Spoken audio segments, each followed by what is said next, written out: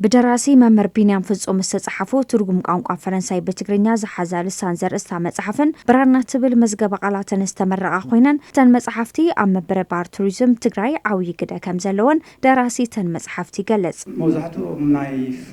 ትግራይ መጽኡ መጽሓፍቲ አሚና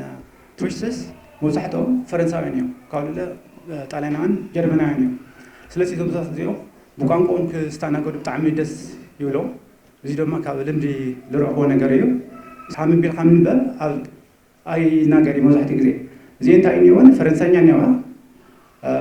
ፈረንሳይኛ ነው ካውና ፈረንሳይኛ እና ትግርኛ ነው ኣብ ቅንፍ ማለት እዩ ካው ትግርኛ ትርጉም ነው ማለት እዩ ካው አጽለለ በእንግሊዝኛ ነው ማለት እዩ ደራሲ መምህር ቢንያም ፍልጠቱ ተጠቂሙ እተን መጽሓፍቲ ናበን በብቲ ምቅራቡ ኩለ መዳው ዓቅምን ፍልጠትን ሕብረተሰብ ከዓቢ ሓጋዝ ምዃኑ ዝገለጹ ድማ ምክትል አካዳሚክ ፕሬዚደንት ዩኒቨርሲቲ መቀለ ዶክተር ዓብደር ቃደር ከድርዮም ዩኒቨርሲቲ ማሕበረሰብና ምንቃሕ ማሕበረሰብ ናፍልጠት ቦታታት ምግባር ሓላፍነት አለው በዚህ ወንታ አሳሲርና ለስራሕ ስለሆነ ናለማዓንቲ ሕብር ዝግበውን በዋናነት እንደገና ከዩኒቨርሲቲ ሓላፍነት ልውፅሎም ስለዝኾነ ዓብይ ክብር ግንዎ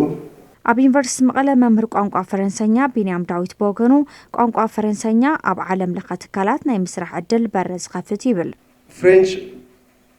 ስፒኪንግ ዓድታት ካብ ፈረንሳይ ጀሚሩ ቤልጅየም ስዊዘርላንድ ካናዳ ኪቤክ ስፔሲፊካሊ ኣብ አፍሪካ ዌስተርን አፍሪካ ለለው ዓድታት ለትምህርቲ ንኸድ ትደል ተለና ስኮላርሺፕ ኮን ይኽእል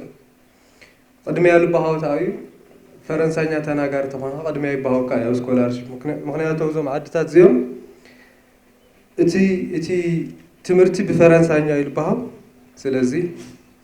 ፈረንሳይኛ መኻል